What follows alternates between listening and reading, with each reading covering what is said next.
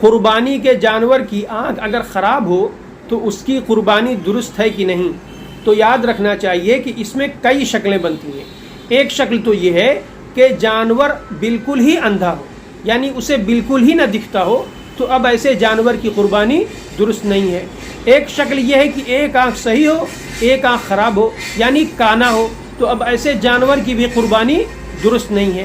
ایک شکل یہ ہے کہ اس کی آنکھ کی روشنی پوری ہو لیکن اس کی آنکھ میں موتیا بند ہو گیا ہو، یا اس کی آنکھ کے ارد گرد سفید نشان پڑ گیا ہو لیکن دکھتا پورا ہو، تو اب ایسے جانور کی قربانی درست ہے۔ اسی طرح دکھتا پورا ہو لیکن ترچھا دکھتا ہو، یعنی جانور بھینگا ہو، تو اب ایسے جانور کی بھی قربانی درست ہے۔ ایک اور شکل یہ بنتی ہے کہ جانور کی آنکھ کی روشنی ٹھیک تو ہو لیکن ذرا کم ہو گئی ہو، تو اب یہ دیکھا جائے گا کہ روشنی کتنی کم ہوئی ہے۔ اگر 1/3 یا 1/3 سے کم ہوئی ہے تو اب ایسے جانور کی قربانی درست ہے۔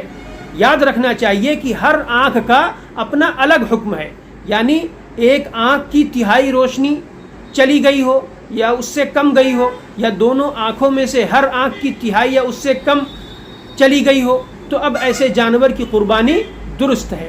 اور اگر 1/3 سے زیادہ روشنی چلی گئی ہو تو اب ایسے جانور کی قربانی درست نہیں ہے۔ اب ایک سوال یہ پیدا ہوتا ہے کہ ہم یہ کیسے جانیں گے کہ جانور کی آنکھ کی روشنی کتنی کم ہے؟ تو اس سلسلے میں ہمارے فقہائے کرام رحمہم اللہ نے اپنے تجربے سے ایک طریقہ لکھا ہے۔ اس کے علاوہ آج کے جدید ٹیکنالوجی کے دور میں جو بھی مناسب، قابل اعتماد اور قابل اطمینان طریقہ ہو سکتا ہے اسے اختیار کیا جا سکتا ہے، مشینوں کے ذریعے سے بھی دیکھا جا سکتا ہے۔ ہمارے فقہائے کرام نے جو طریقہ لکھا ہے وہ یہ ہے کہ جب جانور نے 1-2 دن چارہ نہ کھایا ہو تو اس کی جو آنکھ خراب ہے، جس کی روشنی کم ہے، اس پر پٹی لگا دی جائے گی۔ اس کے بعد دور سے جانور کو چارہ دکھایا جائے گا، جہاں سے جانور چارہ دیکھ لے گا وہاں پر نشان لگا دیا جائے گا۔ اس کے بعد وہ پٹی کھول کر اس آنکھ پر لگا دی جائے گی جو آنکھ صحیح ہے، یعنی جو آنکھ صحیح ہے اس پر پٹی لگا کر جو آنکھ خراب ہے اسے کھول دیا جائے گا، پھر دور سے چارہ دکھایا جائے گا۔ اب کی بار جانور جہاں سے چارہ دیکھ لے گا وہاں پر نشان لگا دیا جائے گا۔ اب یہ دیکھا جائے گا کہ پہلی بار جانور نے جہاں سے چارہ دیکھ لیا تھا وہاں کی اور جہاں جانور کھڑا ہے وہاں کی مسافت یعنی دوری کتنی ہے۔ اب وہ دوری دیکھنے کے بعد یہ دیکھا جائے گا کہ جو دوسرا والا نشان ہے، یعنی جب جانور کی صحیح آنکھ پر پٹی لگا کر کمزور والی آنکھ کھول دی گئی تھی، اس وقت جانور نے جہاں سے چارہ دیکھا تھا اس کا فاصلہ اور پہلے والے نشان کا فاصلہ پورے فاصلے کے بالمقابل کتنا ہے۔